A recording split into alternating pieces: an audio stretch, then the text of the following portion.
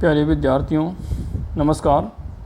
आप सभी का वेद माता गायत्री शिक्षण संस्थान की ऑनलाइन क्लास में स्वागत है। आज हम पढ़ेंगे कक्षा 10 विषय सामाजिक विज्ञान, अध्याय नंबर 5 ऊर्जा तथा खनिज संसाधन, पार्ट नंबर 6 पढ़ेंगे आज। पार्ट नंबर 6 पढ़ेंगे आज। कल हमने अध्याय 5 का 5वां पार्ट कंप्लीट कर लिया था। तो देखिए, कल हम पढ़ रहे थे ऊर्जा के परंपरागत स्रोत, जिसमें हमने कोयले के बारे में पढ़ा, कोयला कितने प्रकार का होता है और कोयले का वितरण पढ़ा। बाद में हमने पढ़ा कि उसमें दो भाग थे, परंपरागत ऊर्जा के स्रोत थे, तीसरा धात्विक अधात्विक और ऊर्जा उत्पादित। उसमें हमने उसके भी दो भाग ऊर्जा में, एक तो परंपरागत और एक गैर परंपरागत। तो दो परंपरागत मतलब जिनका हम सदियों से या कई वर्षों से, लंबे समय से इसका उपयोग करते आ रहे, उसको हम क्या कहेंगे, परंपरागत। तो हमने प्राकृतिक गैस पढ़ लिया था, पेट्रोलियम पढ़ लिया था और कोयला पढ़ लिया था। ये किसका उदाहरण था, परंपरागत का। तो उसमें एक रह गया था हमारा, 3 हमने कंप्लीट कर लिए थे। आज पढ़ेंगे 4 नंबर पे। देखो, परंपरागत में पढ़ेंगे हम विद्युत। तो 4 नंबर लगा के लिखें आप।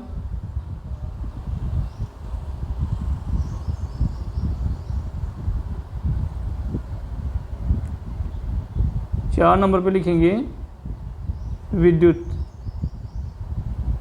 विद्युत कौन सा है, परंपरागत। कौन सा है, परंपरागत स्रोत है। अब गैर परंपरागत को हम आधुनिक भी कह सकते हैं, जैसे पवन ऊर्जा है, बायोगैस है, ज्वारीय ऊर्जा है, भूतापीय ऊर्जा। ये गैर परंपरागत मतलब जो परंपरागत, वो आगे पढ़ेंगे हम। तो कल हमने पढ़ा था वो कौन से थे, परंपरागत, जैसे कोयला है, पेट्रोलियम है, प्राकृतिक गैस है। आज पढ़ेंगे 4 नंबर पे हमें विद्युत। परंपरागत का आखिरी पढ़ने जा रहे हम विद्युत। इसमें पढ़ेंगे हम, इसमें लिखें आधुनिक विश्व में,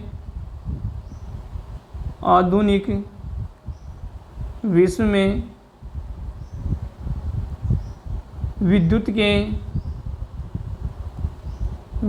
के अनुप्रयोग लिखेंगे, उपयोग नहीं, अनुप्रयोग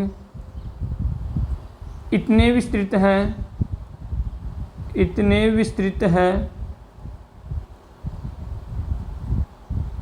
कि इसके प्रति व्यक्ति, इसके मतलब विद्युत के प्रति व्यक्ति यानी एक व्यक्ति, प्रति व्यक्ति उपभोग यानी काम में लेना, इसका उपयोग करना, उपभोग को विकास का सूचकांक माना जाता है। उपभोग को विकास का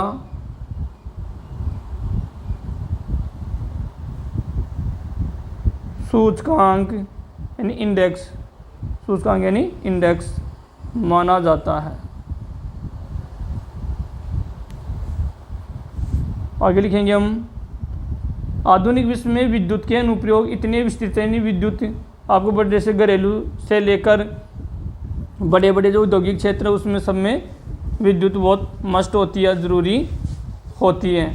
तो इसके प्रति व्यक्ति उपभोग को विकास का सूचकांक माना जाता है कि एक व्यक्ति विद्युत का कितना उपभोग या उपयोग कर रहा है। विद्युत मुख्यतः 2 प्रकार से उत्पन्न की जाती है। अगले में लिखेंगे विद्युत मुख्य रूप से 2 प्रकार से उत्पादित की जाती है। 2 प्रकार से उत्पन्न की जाती है या पैदा की जाती है। तो देखो, विद्युत मुख्य रूप से 2 प्रकार से उत्पन्न की जाती है, अर्थात विद्युत या बिजली कैसे बनाई जाती है। तो विद्युत 2 प्रकार से उत्पन्न की जाती है। नंबर 1, प्रवाही जल से, प्रवाही यानी बहते हुए, प्रवाही जल से जो हाइड्रो टरबाइन हाइड्रो टरबाइन चलाकर जल विद्युत उत्पन्न करता है, चलाकर जल विद्युत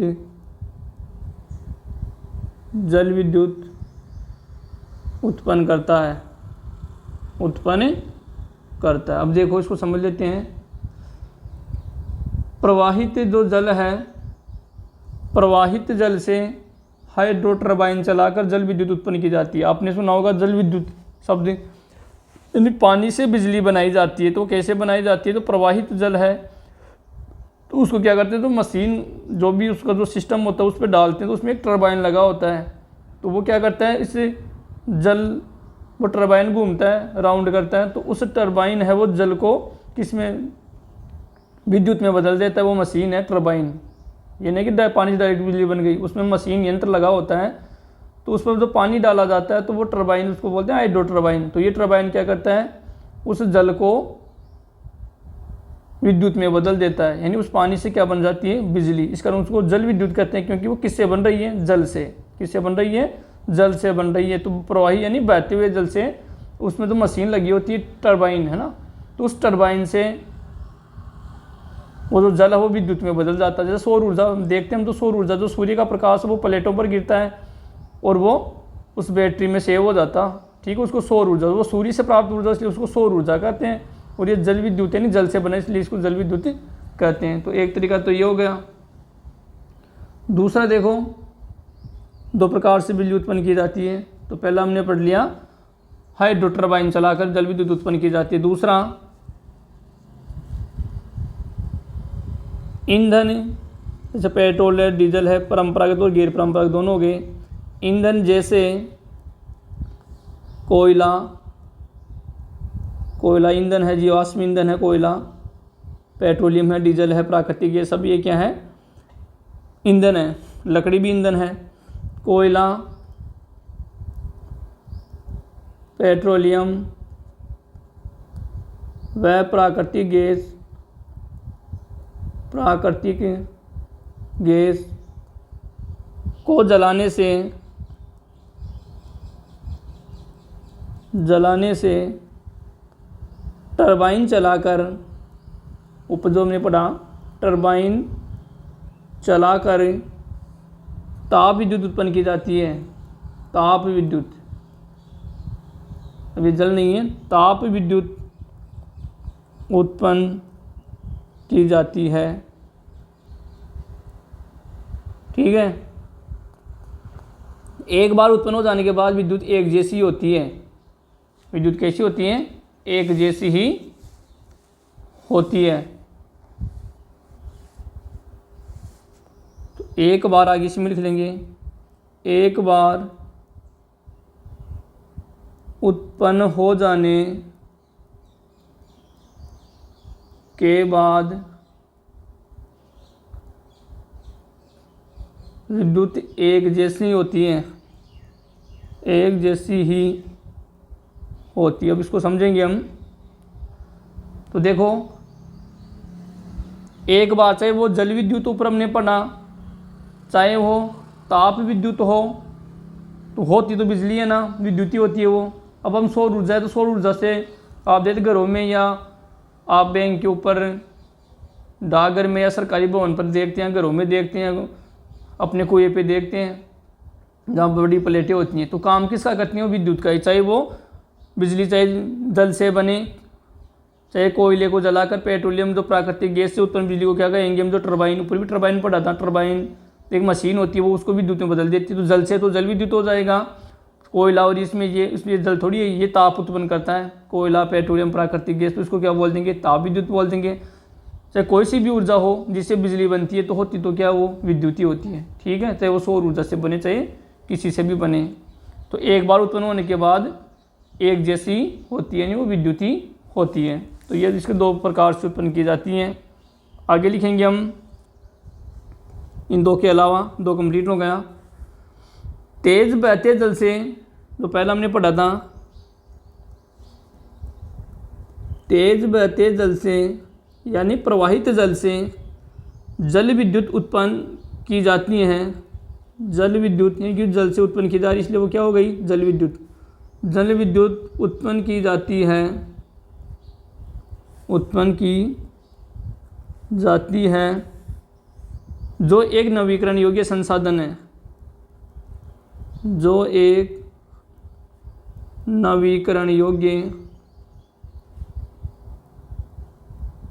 संसाधन है। यानी उसको हम, वो खत्म नहीं होगा, उसको कितनी बार हम बना सकते हैं। जल विद्युत है वो एक नवीकरण योग्य संसाधन है, यानी वो नष्ट होने वाला नहीं है। तो बीच में ये मैप आ गया जिसको हम बाद में समझ लेंगे। ये सौर ऊर्जा संयंत्र है, ऊर्जा संयंत्र है कि भारत में आणविक ऊर्जा और तापीय ऊर्जा कौन कौन सी जगह है, तो इस मैप के माध्यम से हम समझ लेंगे। पहले से वो समझ लेते हैं इसको। तो देखो भारत ऊर्जा संयंत्र, तो जहाँ पर देखो त्रिभुज का चिन्ह है, रेड कलर है, वो आणविक ऊर्जा है वहाँ पर, और जहाँ पर जो राउंड में जो ब्लैक कलर वो तापीय ऊर्जा है। ठीक है, आणविक और ताप दो ही दिए हैं इसमें। तो ये भारत का मैप हो गया, जम्मू कश्मीर है, ये हिमाचल है, ये उत्तराखंड है, ये उत्तर प्रदेश है, ये भारत का पड़ोसी देश नेपाल है, ये पंजाब है, ये हरियाणा है, ये दिल्ली है, ये राजस्थान, ये गुजरात, ये मध्य में मिड में क्या हो गया, एमपी हो गया, ये महाराष्ट्र, ये गोवा, ये कर्नाटक, केरल, तमिलनाडु, आंध्र प्रदेश से तेलंगाना, आंध्र प्रदेश, तेलंगाना, उड़ीसा, छत्तीसगढ़, ये बिहार, ये यूपी, ये बिहार से झारखंड, और ये अपना पश्चिमी बंगाल। इधर देखो ये अरुणाचल प्रदेश ऊपर की तरफ चीन के बॉर्डर पे, और आपको देखो ये त्रिभुज की तरह यहाँ से लेकर यहाँ फिर वो नीचे की तरफ आ रही है, ये आसाम आ गया। और ये देखो बांग्लादेश है, पड़ोसी देश है भारत का, और ये आ गया देखो बांग्लादेश के ऊपर देखो छोटा सा राउंड दिख रहा है आपको, ये मेघालय आ गया, इधर नागालैंड, मणिपुर, मिजोरम, और ये त्रिपुरा, ये कौन सा है, त्रिपुरा। तो ये भारत का नक्शा होगा। इसमें देखो आणविक ऊर्जा के संयंत्र कहाँ है, आणविक जो त्रिभुज में देखो इन्नौर नामक जगह, तो ये कहाँ, इन्नौर कहाँ है, ये तमिलनाडु में। तो आपको मैप पता होना चाहिए कि नक्शा कहाँ पे है। तो इसमें देखो ये केरल आ गया, ये तमिलनाडु आ गया, तो ये देखो त्रिभुज में इन्नौर है, तो इन्नौर कहाँ है, देखो कौन से राज्य में, तमिलनाडु में। तो एक तो इन्नौर में आणविक ऊर्जा संयंत्र है, वो लिखा ना ऊर्जा संयंत्र। इधर तो केगा कर्नाटक में, ये काफ़ी इंपॉर्टेंट है, ये कर्नाटक राज्य देखो यहाँ से यहाँ तक मैप दिख रहा है आपको। तो ये त्रिभुज इसमें बना है, कौन से राज्य में बना है, तो कर्नाटक में बना है। आपको राजस्थान भारत का नक्शा याद होगा, उसमें ये त्रिभुज बना है। तो ये केगा कहाँ है, कर्नाटक में। ठीक है, जो ये गोवा में नहीं दिया है, तो गोवा देखो यहाँ खाली है। ऊपर चलते हैं, अपना महाराष्ट्र आ गया, महाराष्ट्र में देखो तारापुर दिख रहे हैं, तारापुर एक ही है देखो इसमें, कहाँ, महाराष्ट्र में एक आ गया तारापुर, याद रखना है। इधर गुजरात में देखो काकरापार, जो रेड कलर में देखो आप त्रिभुज का चिन्ह बना हुआ है, काकरापार कहाँ है, गुजरात में। राजस्थान में रावतबाटा जीके में आपने पढ़ा होगा कि राजस्थान में परमाणु ऊर्जा संयंत्र कहाँ है, एक जगह है राजस्थान में, रावतबाटा चित्तौड़गढ़ में। रावतबाटा कहाँ है, चित्तौड़गढ़ में, कोटा के पास में ही है। ठीक है, कोटा के पास में चित्तौड़गढ़, तो चित्तौड़गढ़ में रावतबाटा, और यूपी में नरोरा। तो देखो कितने हो गए, 1 2 3 4 5 और 6। प्रश्न भी पूछ सकते हैं कि भारत में आणविक ऊर्जा के जो संयंत्र हैं कहाँ कहाँ पे या किन किन राज्यों में है, तो आपको नाम याद, राज्यों के अलावा उन जगहों के नाम याद होना चाहिए। तो ये प्रश्न हो गया आणविक ऊर्जा। या भारत, आपसे एग्जाम में नक्शा पूछ लिया कि भारत में आणविक ऊर्जा संयंत्रों को दर्शाइए, तो आपको पता होना चाहिए नाम के इन्नौर तमिलनाडु, केगा कर्नाटक, तारापुर महाराष्ट्र, काकरापार गुजरात, रावतबाटा राजस्थान, नरोरा उत्तर प्रदेश। ठीक है, इसे पता होना चाहिए। उसके बाद जगह भी होनी चाहिए कि हमने पढ़ा इन्नौर कहाँ है, तमिलनाडु में। तो सबसे पहले आप तमिलनाडु का मैप ढूंढेंगे कि तमिलनाडु मैप में तमिलनाडु राज्य कहाँ स्थित है, तो आपको नक्शा याद होना चाहिए। तो ये तमिलनाडु में आ गए। फिर अब ये नहीं कि आप जैसे ये नेवेली लिखा है कल्पकम लिखा है, यहाँ आप नहीं जाएंगे। देखो यहाँ एक मिस्टेक हो गई, उसको समझते हैं। इन्नौर नहीं है, इन्नौर पे देखो ब्लैक कलर था, तो इन्नौर तो कौन सा है, तापी है। इसको ये थोड़ी मिस्टेक हो गई थी, इसको सुधारेंगे हम। ये कल्पकम है, देखो त्रिभुज कहाँ बना हुआ है, कल्पकम में लिखा हुआ। इन्नौर तो क्या है, तापी है। तो चिन्ह को देखो देखने में गलती हो गई थी, तो इसमें सुधार करते हैं हम। कल्पकम, कल्पकम कहाँ है, तमिलनाडु में। दोबारा बता रहा हूँ, यहाँ कल्पकम है, कल्पकम तमिलनाडु में है। तो देखो आपको यहीं दर्शाना पड़ेगा। यहाँ एग्जाम में नहीं आप त्रिभुज बनाए जरूरी नहीं है, आप राउंड भी लगा सकते हैं, जैसे गोल बिंदु जैसे भी लगा के आप यहाँ कल्पकम लिख देंगे। अब ये नहीं कि कल्पकम यहाँ, ये तो इसकी स्थिति यहाँ पे ही दर्शाई जाएगी। इसको हम नीचे की तरफ यहाँ नहीं लिख सकते, यहाँ नहीं लिख सकते, ठीक है। तो कल्पकम है ये, इन्नौर नहीं। इन्नौर तो कौन सा है, तापीय ऊर्जा है। आगे देखो केगा कर्नाटक, तो आप अभी यहाँ से लेकर पूरा जो नक्शा है ये किसका है, कर्नाटक राज्य का है। तो अब कर्नाटक आप यहाँ नहीं भर सकते, यहाँ नहीं भर सकते हैं, क्योंकि जो जगह जहाँ स्थित है वहीं तो होगी ना। तो कर्नाटक देखो केगा यहाँ भरेंगे आप, आपको ये पता होना चाहिए। गोवा के पास में देखो यहाँ पर आप राउंड लगा के भर सकते हैं। तो कल्पकम तमिलनाडु, केगा कर्नाटक। आगे चलते हैं महाराष्ट्र में क्या पड़ा, तारापुर। ये भी देखो यहाँ बिल्कुल किनारे पे है, समुद्री किनारे दिख रहा है, ऊपर गुजरात के बॉर्डर के पास में ही तारापुर। फिर आगे देखो काकरापार गुजरात में, ये भी देखो यहाँ समुद्री किनारे, ये देखो यहाँ पे बॉर्डर पे। अब रावतबाटा चित्तौड़गढ़ में। अब आपको पता है राजस्थान का मैप आपने समझा होगा, देखा होगा। अब इधर अब देखो जैसलमेर बाढ़, ये जैसलमेर आ गया, इधर जयपुर आ गया यहाँ। अब चित्तौड़गढ़ देखते हैं आप, कोटा बूंदी बारां चित्तौड़ इस साइड ही है ना, तो आप कोटा के पास में ये है चित्तौड़गढ़ ज़िले में रावतबाटा है। तो आपको यहीं पर, आप यहाँ नहीं भर सकते, यहाँ नहीं भर सकता। अब राजस्थान में इसका मतलब ये नहीं कि कौन सी जगह तो उस जगह में भरेंगे, तो आपको यहीं भरना पड़ेगा रावतबाटा। नरोरा देखो यहाँ, ये यहाँ से लेकर ये उत्तर प्रदेश से पूरा यहाँ तक, ठीक है। तो पहले ये भी यूपी से उत्तराखंड, तो ये भी पहले उत्तर प्रदेश में ही था, लेकिन अब इसको यहाँ से काट दिया गया और ये ऊपर वाला कौन सा बना दिया, उत्तराखंड बना दिया, ठीक है। तो नरोरा आपको यहाँ भरना है। तो समझ गए होंगे, नाम भी याद कर लेंगे। आणविक, भारत में आणविक ऊर्जा संयंत्र कौन कौन से हैं, तो आप बताएंगे कल्पकम। इन्नौर नहीं बताना, वो पहले गलती हो गई थी।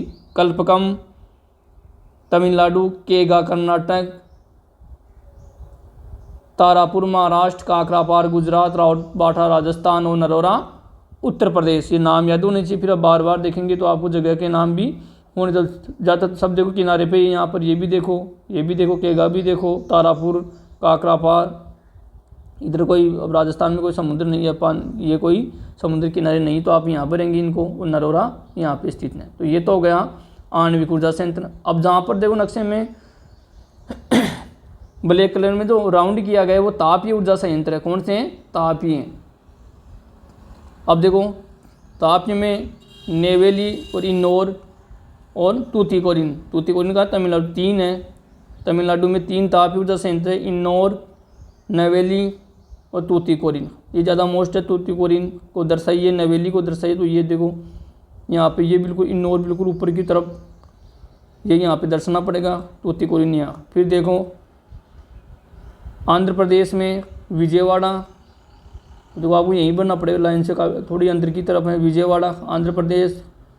फिर ये आंध्र प्रदेश से नया राज्य कौन सा, तेलंगाना में रामागुंडम और ये कोटागुंडम। आगे देखो तलचर, तलचर कहाँ है, उड़ीसा में। ये काफ़ी इंपॉर्टेंट है, तलचर उड़ीसा में। तो तापी ज़्यादा आणविक, तो देखो गिनती 6 हैं, 1 2 3 4 5 6 पढ़े थे। और ये देखो ब्लैक बिंदु देखो कितनी ज़्यादा है, तापीय संयंत्र ज़्यादा है। तो इसमें उड़ीसा में एक ही है तलचर। फिर इधर चलते हैं, देखो ये अपना यहाँ से लेकर ये देखो, यहाँ से लेकर ये पूरा महाराष्ट्र का नक्शा आ गया। महाराष्ट्र में देखो परली, भूसावल, उरण, नासिक, ट्राम्बे और कोरडी, चंद्रपुर। ये डिस्ट्रिक्ट है महाराष्ट्र का, चंद्रपुर। तो आपको यहाँ बनना पड़ेगा, देखो बॉर्डर पे यहाँ पे चंद्रपुर। ये तापीय ऊर्जा संयंत्र है, कहाँ, महाराष्ट्र में। फिर ये देखो मिड में मध्य प्रदेश आ गया, तो मध्य प्रदेश में देखो सतपुड़ा। तो यहाँ लाइन के पास में बनना पड़ेगा आपको, तो बार बार देखेंगे तब समझ में आएगा। अमरकंटक देखो यहाँ बिल्कुल, अमरकंटक देखो ये छत्तीसगढ़ के और MP के लास्ट बॉर्डर पे देखो, यहाँ लाइन 2 लाइन के ऊपर ही है ना, लेकिन है मध्य प्रदेश में, लेकिन कहाँ है, मध्य प्रदेश में। सिंगरौली, तो ये बिल्कुल ये भी यूपी के बॉर्डर पे है, लेकिन सिंगरौली है कहाँ, एमपी में, ठीक है। कोरबा, ये काफ़ी इम्पोर्टेंट, कोरबा कहाँ है, छत्तीसगढ़ में। ये तो छत्तीसगढ़ के मैप के अंदर है, तो कोरबा कहाँ गया, छत्तीसगढ़ में। तो आप इसको यहाँ पढ़ेंगे। एग्ज़ाम में आपसे पूरा न पूछ के नाम भी दे सकता है कि भारत के नक्शे में ये नाम दे दें, कोरबा, चंद्रपुर, परली, नासिक, नवेली और तूतीकोरिन को दर्शाइए, तो आपको ये दर्शाना पड़ेगा, ठीक है। तो काफ़ी इम्पोर्टेंट मैप है ये। फिर देखो इधर उकई गुजरात में, अहमदाबाद, और ये वानकवाड़ी, साबरमती, ध्रुवरन और गांधीनगर, ये सब गुजरात में आ गए। क्या, तापीय विद्युत। अब राजस्थान में नहीं है, देखो राजस्थान में एक ही था, क्या था, आणविक ऊर्जा संयंत्र, रावतभाटा चित्तौड़गढ़ में। अब यूपी में देखो नरोरा हमने पढ़ लिया था। अब देखो यूपी में परीक्षा, ये क्या है, परीक्षा, पनकी, हरदू, आगज, और इधर फिर दिल्ली में देखो ऊपर ये दिल्ली लिखा हुआ है, और दिल्ली के हरियाणा में फरीदाबाद, दिल्ली के नीचे ये फरीदाबाद जो हरियाणा में है, और दिल्ली एनसीआर में है। इसमें भी क्या है, तापीय संयंत्र। आगे चलते हैं हम, रिहंद उत्तर प्रदेश में, ये भी काफ़ी इंपॉर्टेंट है। रिहंद कहाँ है, उत्तर प्रदेश, देखो यहाँ पर ही है, बिल्कुल इस लाइन छत्तीसगढ़ की और यहाँ यूपी के बॉर्डर पे है, देखो रिहंद। तो बार बार देखेंगे तो आपको पता लग जाएगा। जैसे मान लो एक दिन में हमने 4 याद कर लिए कि तमिलनाडु, महाराष्ट्र, गुजरात में कहाँ कहाँ पे तापीय विद्युत, तो इसको याद करिए। ये तो बिल्कुल सही है, तो इसको तो आप आसानी से याद कर सकते हैं। आणविक ऊर्जा 2-4 बार देखेंगे नाम, कल्पकम, तमिलनाडु, केगा, कर्नाटक, तो साथ में राज्यों के नाम भी याद करेंगे कोष्टक में, तो ताकि आप को ये पहचान में दिक्कत होगी। केगा आ गया तो आपको यही पता नहीं कि केगा कर्नाटक में है, तो आप कहाँ भरेंगे, तो गलत हो जाएगा। तो केगा कहाँ है, कर्नाटक में, तो पहले सबसे पता होना चाहिए केगा कहाँ है, कर्नाटक में। तो बाद के नक्शे में आप कर्नाटक को ढूंढेंगे, फिर कर्नाटक में भी आप बीच में नहीं, जहाँ है वहीं, तो यहाँ पर यहीं बढ़ना है। आपको पता है कल्पकम, तो आपको पता है कल्पकम कहाँ है, तमिलनाडु में, फिर तमिलनाडु में आएंगे आप, ऐसे याद रखेंगे। बरौनी बिहार में, चंद्रपुर झारखंड में, और इधर देखो दुर्गापुर पश्चिम बंगाल में। ये देखो यहाँ दुर्गापुर लिखा है, ये पश्चिम बंगाल में है। संताल डी है, ये लिखा है संथाल डी है, और ये कोलकाता, तो ये कोलकाता बंदरगाह भी आपको पता है, और पश्चिम बंगाल की राजधानी भी है। तो ये आप नक्शे में याद रखेंगे। आगे देखो बोंगई गांव, बोंगई गांव का है, असम में। देखो यहाँ से लेकर, देखो ये आपको चिन्ह दिखाई दे रहा है, यहाँ से लेकर यहाँ तक चले जाओ, फिर यह नीचे तक यहाँ तक आओ, ये पूरा आसाम का नक्शा टी टाइप में। देखो यहाँ से सीधा फिर नीचे की तरफ टी आकार का क्या है, असम का नक्शा है। तो इसमें बोंगई गांव, एक जगह का नाम है क्या, बोंगई गांव, ये क्या है, तापीय विद्युत, ठीक है। आगे चलेंगे हम, आसाम में चलेंगे, नामरूप, ये भी आसाम में। ये देखो यहाँ पर ये लिख रहा है, ये नामरूप, आपको स्पष्ट दिखाई नहीं दे, नाम रूप है ये भी कहाँ है, आसाम। तो 2 है आसाम में, एक तो बोंगई गांव इस कोने में, थोड़ी जगह छोड़ के देखो यहाँ मैप में देख लेंगे, और एक इस कोने में नामरूप, ये कहाँ है, आसाम में है। तो ये हो गए भारत के आणविक और तापीय। तो आणविक तो बिल्कुल सरल है, कल्पकम कर्नाटक, कल्पकम तमिलनाडु, केगा कर्नाटक, तारापुर महाराष्ट्र, काकरापार गुजरात, रावतभाटा चित्तौड़गढ़, और नरोरा उत्तर प्रदेश। तो ये आप आसानी से 5-7 मिनट में इसको याद कर सकते हैं। ये ज़्यादा है तापीय, तो इसको आप 2 बार, उसको 3 या 4 बार आपको देखना पड़ेगा। तो जिसमें मुख्य रूप से इम्पोर्टेंट जैसे कोरबा है, तलचर है, विजयवाड़ा है, नवेली है, तूतीकोरिन है, नासिक है, ये ज़्यादा पूछे जाते हैं। तो या तो आपको लगभग सारे ही करने हैं। तो देखो ये आपने मैप समझ लिया होगा। अब आगे जैसे पढ़ेंगे हम बायोगैस पढ़ेंगे, जिसमें आधुनिक में गैर परंपरागत, मतलब इसको समझ लेंगे ये बायोगैस कैसे बनाया जाता है। आगे देखो पवन चक्की पढ़ेंगे हम आधुनिक में। तो पवन चक्कियों का ये आप देख सकते हैं, पहाड़ी ऊंचाई पर ये पवन चक्कियाँ आपने जैसे अपने सीकर ज़िले में हर्ष की पहाड़ी पर लगी हुई हैं, कभी आपने देखा हो। तो इसमें भी देखो जैसे हवा चलती है तो ये पंखे घूमते हैं, तो इसमें भी मशीनें लगी हुई, जैसे हमने पढ़ा जल विद्युत में टरबाइन लगा होता है, तो भाई पंखा घूमता है तो उसमें देखो इससे विद्युत उत्पादित होती है, और वो ये मशीनों की सहायता से क्या वो विद्युत में बदल जाती है। तो पवन है ना, पंखे घूमते हैं तो घूमने से क्या होगा, विद्युत बनती है और वो स्टोर हो जाती हैं, जो भी इसमें मशीनें जो भी लगी होती हैं।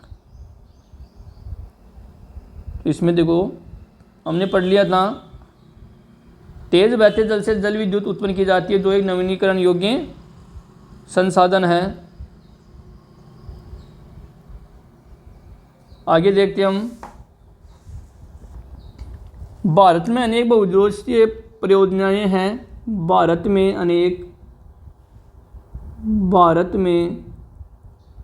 अनेक बहुउद्देशीय यानी मल्टीपर्पज परियोजनाएं हैं।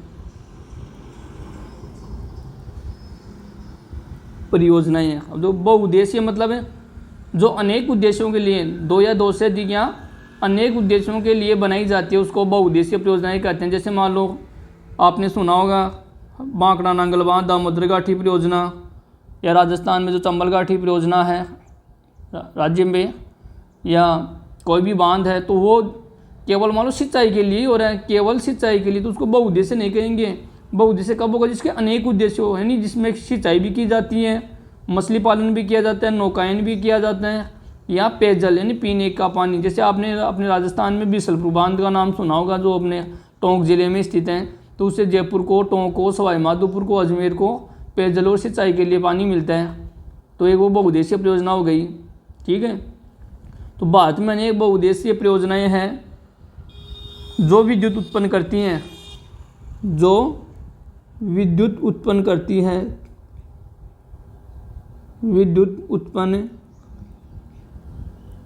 हैं, यानी वहाँ पर टरबाइन लगाकर क्या है, जल विद्युत बनाई जाती हैं। अब यहाँ केवल विद्युत उत्पन्न नहीं की जाती, इसके अलावा वहाँ पर पीने के लिए पानी, पेयजल, सिंचाई, मछली पालन, यानी बहुत से उद्देश्य के लिए होती है, इसलिए इसको बहुउद्देशीय कहते हैं। तो भारत में एक तो बहुउद्देशीय परियोजनाएं बनी है, उससे भी बिजली बनाई जाती हैं। जैसे बांकड़ा नांगल बांध,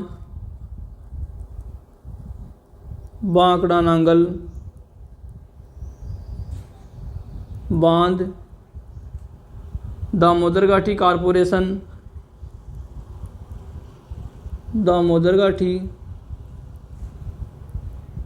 बांध या कारपोरेशन, और कोपिली हाइडल परियोजना। एवं और भी आपको याद है तो वो लिख सकते हैं आप, कोपिली हाइडल परियोजना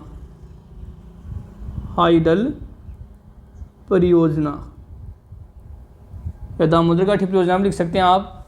तो ये मल्टीपर्पज है, यानी अनेक उद्देश्यों के लिए ये बनाई गई है। अब देखो, ताप विद्युत, कोयला, पेट्रोलियम, प्राकृतिक गैस, अंतिम लाइन लिखेंगे हम, ताप विद्युत, कोयला। अब कोयले को जल विद्युत थोड़ी कहेंगे, कोयला ताप उत्पन्न करता है तो उसको ताप विद्युत यानी उष्मा से, क्या, कोयले से। ताप विद्युत जल से तो क्या बनेगी, जल विद्युत। पेट्रोलियम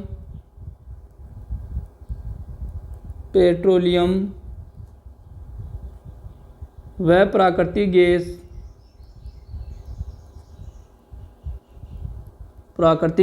गैस के प्रयोग से उत्पन्न की जाती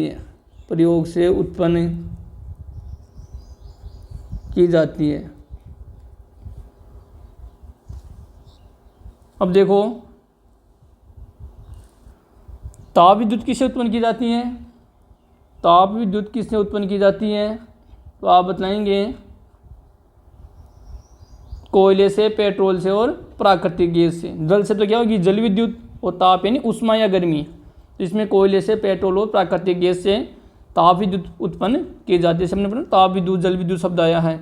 तो जल विद्युत तो जल में जो डैम होते हैं, जो बांध है, जैसे नदी घाटी परियोजना, कोई भी भारत तो केंद्र सरकार ने बनाई है, जो राज्य सरकार राज्य स्तर पर भी होती हैं, जैसे चंबल परियोजना, चंबल पे 4 बांध बने हुए, तो उनमें पर भी हो सकता है। तो जो भी छोटे बांधों पर या बड़े बांधों पर जो भी जल से बनता है वो क्या हो गया, जल विद्युत। तो ताप से बनता है ताप विद्युत। तो ताप से तो क्या बना, कोयला, पेट्रोल, प्राकृतिक गैस है। अब हमने पढ़ा था ताप विद्युत ग्रह अनवीनीकरण योग्य जीवाश्म ईंधन का प्रयोग कर विद्युत उत्पन्न की जाती है। तो ये सब क्या है, अनवीकरण है, यानी ये एक बार नष्ट होने के बाद इसे दोबारा नहीं बनाया। जैसे कोयला नष्ट हो गया तो कोयला हमने पढ़ा था कि इसको बनने में लाखों वर्ष, पेट्रोल, डीजल, पेट्रोल या प्राकृतिक गैस को बनने में लाखों वर्ष लग जाते हैं। तो इसका ये कौन से हो गए, अनवीकरण योग्य, यानी इसको जिस प्रकार हम उपयोग में लेने उतनी गति से दोबारा बन नहीं रहा। तो अतः ये इसको किस में शामिल करेंगे, हम किस में शामिल करेंगे, अनवीनीकरण में, क्योंकि इसको एक बार नष्ट होने के बाद पुनः पूरित नहीं किया जा सकता। ठीक है, तो ये हमने पढ़ लिया था पहला परंपरागत स्रोत। कल लिखा था ना, हम 2 भाग किए थे, परंपरागत स्रोत। आज हम दूसरा पढ़ेंगे गैर परंपरागत ऊर्जा के स्रोत। गैर परंपरागत ऊर्जा के स्रोत समझ में आ रहा होगा आपको। हमने परंपरागत पढ़े थे कल, परंपरागत में कोयला पढ़ लिया था, प्राकृतिक गैस पढ़ लिया था, पेट्रोलियम पढ़ लिया था और आज विद्युत पढ़ लिया। ये 4 थे परंपरागत में। आज पढ़ेंगे हम गैर परंपरागत स्रोत। कौन से, तो 2 नंबर लगा लें, गैर परंपरागत, गैर परंपरागत या उसको क्या कह सकते हैं, आधुनिक, आधुनिक ऊर्जा के स्रोत, ऊर्जा के स्रोत। तो हम कौन सा पढ़ रहे हैं, तीसरा, धात्विक, अधात्विक और ऊर्जा खनिज, धात्विक और अधात्विक और ऊर्जा खनिज। तो तीसरा पढ़ रहे हम, सारणी देख लेंगे आप पीछे, ऊर्जा खनिज पढ़ रहे हम। ऊर्जा खनिज में पेट्रोल सब टोटल ये ऊर्जा खनिज में आ गए हैं। लेकिन उसके भी हमने 2 भाग किए थे, परंपरागत और गैर परंपरागत। ये ध्यान रखना है, इसको रटना है, समझना है, क्योंकि एग्जाम में आपको सारा एक साथ ही पूछे। आपसे पूछेगा कि ऊर्जा के परंपरागत स्रोतों का वर्णन कीजिए, तो फिर केवल परंपरागत का ही करना है, जिसमें कोयला है, पेट्रोलियम है, प्राकृतिक गैस और विद्युत है। ये 4 का वर्णन किया हमने, तो 4 ही लिखेंगे। अब हम पढ़ने जा रहे हैं गैर परंपरागत या आधुनिक स्रोत। तो इसमें आप कोयले का वर्णन नहीं कर सकते, क्योंकि कोयला किस में आ गया, परंपरागत में। तो ये ध्यान रखना। तो अब आपको बेसिक नॉलेज होना चाहिए, ये पता होना चाहिए एग्जाम में कि सबसे पहले कि परंपरागत कौन सा है, गैर परंपरागत कौन सा है। ठीक है, तो अब हम गैर परंपरागत स्रोत, ऊर्जा के स्रोत पढ़ रहे हैं। तो इसमें देखो, पहले हम नाम लिख लेते हैं ताकि आपको बार बार देखना न पड़े कि परंपरागत स्रोत कौन से हैं। तो इसमें देखो,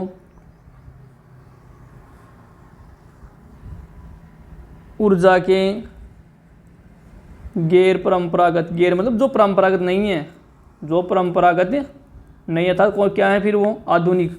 तो ऊर्जा के गैर परंपरागत स्रोत या साधन, एक ही बात है, दोनों शब्द में कोई भी आ सकता है एग्जाम में। स्रोत या साधन निम्न है, निम्न मतलब निम्नलिखित।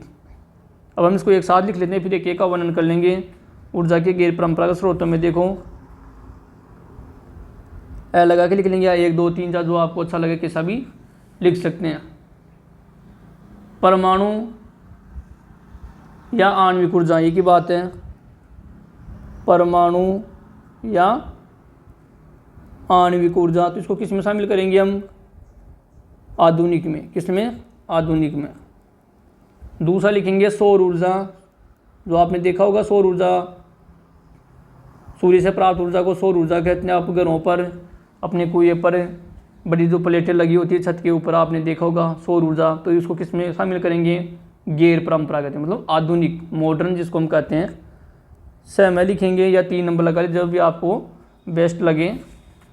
सौर ऊर्जा के बाद में जैसे पवन ऊर्जा है, तो पवन चक्की आपने नाम सुना होगा, पवन ऊर्जा। पवन से प्राप्त ऊर्जा कौन सी होगी, पवन ऊर्जा। बायोगैस, जैसा भी हमने आपको मैप में भी चित्र भी दिखाया था मैंने आपको, बायोगैस। और ज्वारीय ऊर्जा,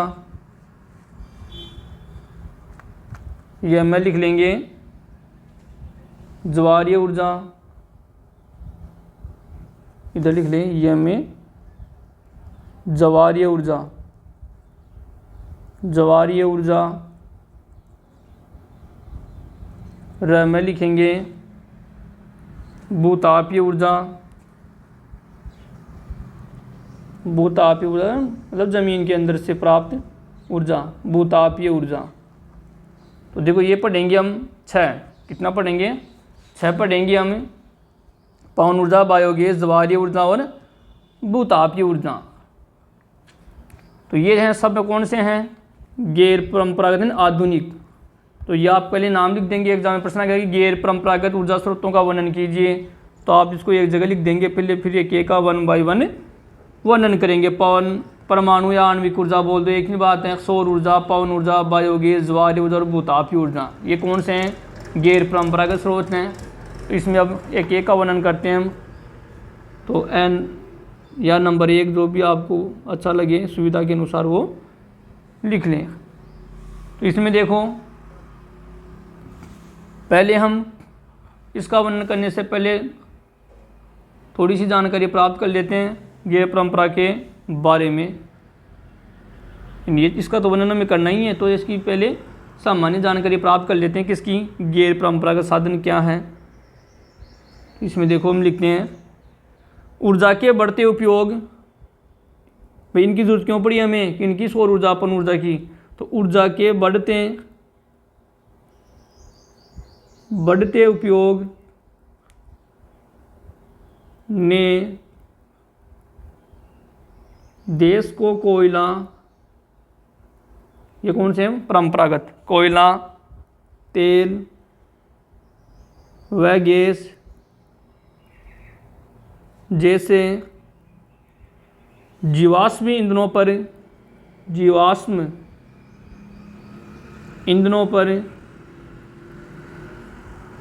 पेट्रोल है, डीजल, कोयला, ये सब क्या जीवाश्म ईंधन है, इन्हीं जीवों के अवशेषों से बने हैं। अत्यधिक निर्भर कर दिया है ईंधनों पर, अत्यधिक या बहुत ज़्यादा निर्भर कर दिया है। तो ये हमारे पास पहले विकल्प नहीं थे। ये गैस व, अगले लाइन में लिखेंगे गैस व तेल की बढ़ती कीमतों व इनकी संभाव्य कमी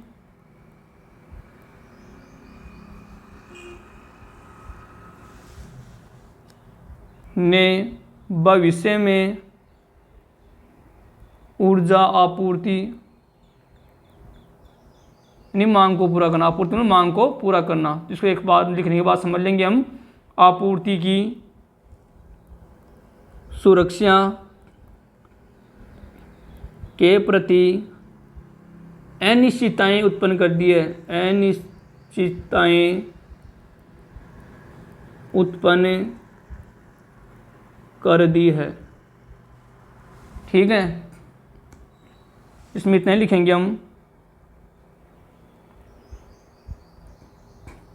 तो ऊर्जा की, अब देखो हमें इनकी जरूरत क्यों पड़ी, परमाणु ऊर्जा, सौर ऊर्जा, ये विकल्प के रूप में हमने क्यों चुने, क्योंकि देखो ऊर्जा के तो बढ़ता उपयोग, आज आपको पता है बड़े उद्योगों में देख लो, घरों में देख लो, बिजली के लिए हमें विद्युत की जरूरत पड़ती है, ऊर्जा की जरूरत पड़ती है। तो कोयला है, तेल है, जैसे प्राकृतिक गैस है, यही क्या थे हमारे पास पहले विकल्प थे। अब ये क्या उनसे जीवाश्म ईंधन है, ये क्या है एक बार नष्ट होने के बाद इन्हें पुनः पूरित नहीं किया जा सकता। तो हम सब इस पर ही निर्भर थे, किस पर, जीवाश्म ईंधन पर। ठीक है, दूसरा गैस व तेल की बढ़ती कीमतों उसकी संभाव्य कमी ने, यानी जो लगातार गैस व तेल जो प्राकृतिक क्या है, जो ये ऊर्जा के परंपरागत स्रोत हैं, तो इन पर हम निर्भर हैं।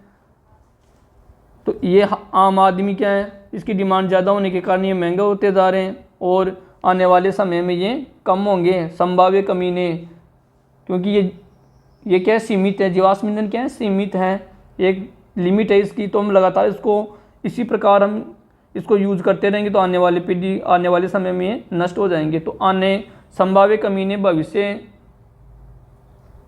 में लिखें यहाँ में ऊर्जा आपूर्ति की सुरक्षा के प्रति अनिश्चितताएं उत्पन्न कर दी हैं, अनिश्चितताएं उत्पन्न कर दी हैं। तो हमने क्या किया, इसके विकल्प के रूप में क्या किया, हमने आणविक ऊर्जा, सौर ऊर्जा, ये ऊर्जा के आधुनिक स्रोत यानी गैर परंपरागत स्रोत अपना लिए हैं, ताकि हमें कोयले पर, प्राकृतिक गैस, इन पर निर्भर न रहना पड़े। जैसे उदाहरण के लिए हम कल पिछले वीडियो में हमने पढ़ा था कि पेट्रोल डीजल एक ईंधन है जो अपने मोटर कार वाहन चलाने में काम आते हैं, लेकिन अब ये दिन प्रतिदिन महंगा होता जा रहा है।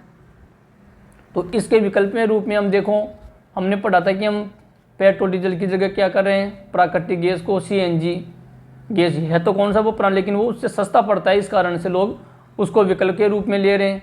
अब आजकल देखो पेट्रोल डीजल महंगा होने के कारण उसके विकल्प के रूप में हम क्या कर रहे हैं, जो रिचार्ज वाले, जो अपने स्कूटी वगैरह और भी कोई गाड़ी और विद्युत से चार्ज होती है, बैटरी वाली जो ऑटो रिक्शा जो चल रहे हैं, उनको हम विकल्प के रूप में चुन रहे हैं। तो अब देखो जैसे सौर ऊर्जा, जब तक सूरज है तब तक ये ऊर्जा मिलती रहेगी, तो हमें इसने विकल्प के रूप में चुन लिया। अगर सौर ऊर्जा की जो तकनीक नहीं आती तो हम जो विद्युत बन रही है कोयले से, जो भी बन रही है जल विद्युत, उस पर ही हम निर्भर रहते हैं। लेकिन अब हम क्या किया, सौर ऊर्जा का विकल्प चुन लिया हमने। तो चाहे उससे हम क्या करें, एक बार खर्चा आता है प्लेटें लगाने का, जो भी है उसमें बैटरियाँ लगाने का, तो उसके बाद में हमें विद्युत की कोई आवश्यकता नहीं होती, जो हम घरों में हमारे जो विद्युत आ रही है। तो सूर्य जब तक है जहाँ पर स्वच्छ मौसम होना चाहिए, तो वहाँ आसानी से हम विद्युत की हमारी आपूर्ति कर सकते हैं। जैसे पवन चक्की लगी हुई, तो पवन चक्की में वायु के द्वारा जो पंखे घूमते हैं उससे विद्युत बनाई जाती है टरबाइन में, तो उसको हमने विकल्प में चुन लिया। तो ये नवीनीकरण है। जैसे सूर्य है, जब तक सूर्य है तब तक हम क्या करेंगे, हमें बिजली मिलती रहेगी। जैसे कोयला नष्ट हो गया तो फिर बिजली कैसे बने, नहीं बना सकते। परमाणु ऊर्जा है, ये सब बायोगैस है, ठीक है, ज्वारीय ऊर्जा है ये, और भूतापीय ऊर्जा है। तो ये सब क्या है, आधुनिक है, मतलब ये नवीनीकरण, ऐसे याद रख लेंगे। वो एक बार नष्ट होने के बाद उसको दोबारा नहीं बनाया जा सकता, किसको, परंपरागत को। लेकिन अब हम क्या पढ़ रहे हैं, गैर परंपरागत, जो ये है ना मैंने लिखे हैं, ये सब कौन से हैं, आधुनिक है, यानी गैर परंपरागत है। तो ये कभी नष्ट नहीं होंगे, ये कभी नष्ट नहीं होंगे, यानी उसको हम दोबारा भी बना सकते हैं, ठीक है। तो ये सबसे बढ़िया है, क्योंकि हम इसको दोबारा भी बना सकते हैं, कभी नष्ट नहीं होगा ना, तो पीढ़ी दर पीढ़ी ये चलता रहेगा, ठीक है। अब हम एक एक का वर्णन कर लेते हैं। तो पहला लिखेंगे हम परमाणु या आणविक ऊर्जा। अब लिखेंगे इसमें परमाणु या आणविक ऊर्जा, में लिखेंगे परमाणु या आणविक ऊर्जा। इसमें लिखेंगे हम परमाणु ऊर्जा अणुओं की संरचना, अणुओं की संरचना को बदलने से प्राप्त की जाती है, को बदलने से प्राप्त की जाती है, प्राप्त की जाती है। जब ऐसा परिवर्तन किया जाता है, तो इसमें लिखेंगे आगे, जब ऐसा परिवर्तन यानी बदलाव, परिवर्तन या बदलाव किया जाता है, तो ऊष्मा के रूप में, ऊष्मा के रूप में, ऊष्मा के रूप में काफ़ी ऊर्जा, रूप में काफ़ी ऊर्जा विमुक्त होती है, यानी बनती है, विमुक्त होती है, और इसका उपयोग विद्युत ऊर्जा उत्पन्न करने में किया जाता है। एवं इसका उपयोग विद्युत ऊर्जा उत्पन्न करने में किया जाता है, किया जाता है। अब देखो, परमाणु ऊर्जा अणुओं की संरचना को बदलने से प्राप्त की जाती है। अणुओं की जो संरचना वो बदल जाती है जब ऐसा परिवर्तन यानी बदलाव किया जाता है। तो उष्मा के रूप में काफ़ी, तो उसमें उष्मा के रूप में काफ़ी ऊर्जा विमुक्त होती है, विमुक्त उत्सर्जित होती है या निकलती है। विमुक्त यानी उत्सर्जित होना या निकलना। तो एम इसका उपयोग विद्युत ऊर्जा के में उत्पन्न करने में किया जाता है। किसका जो परमाणु ऊर्जा है उसका उपयोग जो अणुओं की संरचना के बदलने से बिजली बनती है, याद रख लेंगे। अणुओं की संरचना बदलने से उष्मा उत्पन्न होती है। क्या उत्पन्न होती है? उष्मा। और इसका उपयोग किसमें किया जाता है? विद्युत ऊर्जा उत्पन्न करने में किया जाता है, यानी इससे विद्युत ऊर्जा बनती है। इससे विद्युत ऊर्जा बनती है किससे? अणुओं से। किससे बनती है? अणुओं से। दूसरी लाइन में लिखेंगे हम आगे, इसी में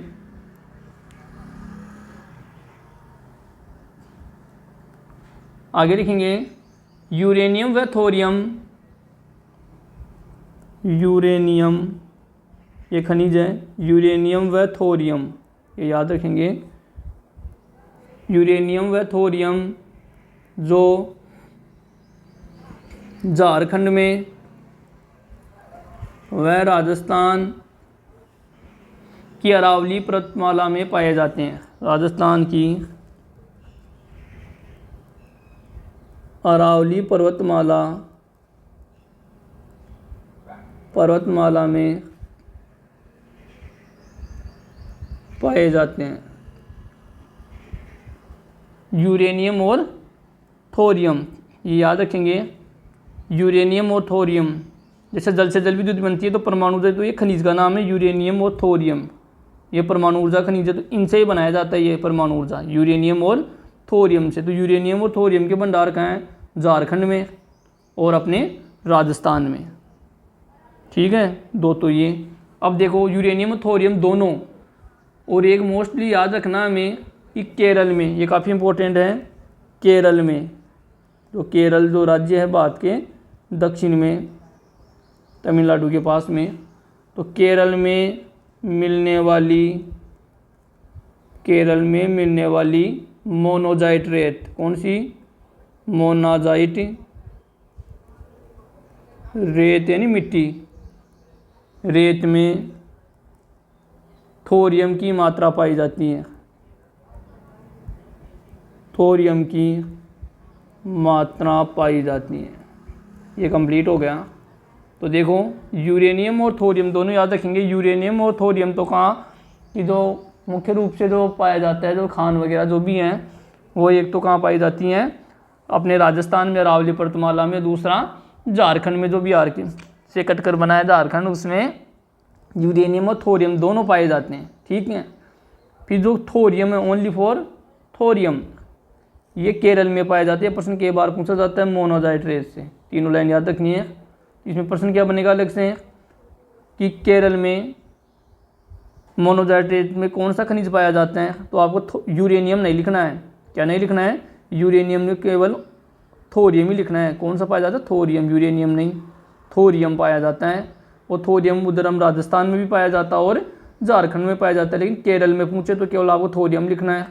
कौन सी रेत में? तो रेत का नाम भी याद रखना है, मोनाजाइट रेत में। यानी केरल में तो थोरियम आणविक खनिज है, तो कौन सी रेत में या मिट्टी में पाया जाता है? तो आप लिखेंगे मोनाजाइट। कौन सी में?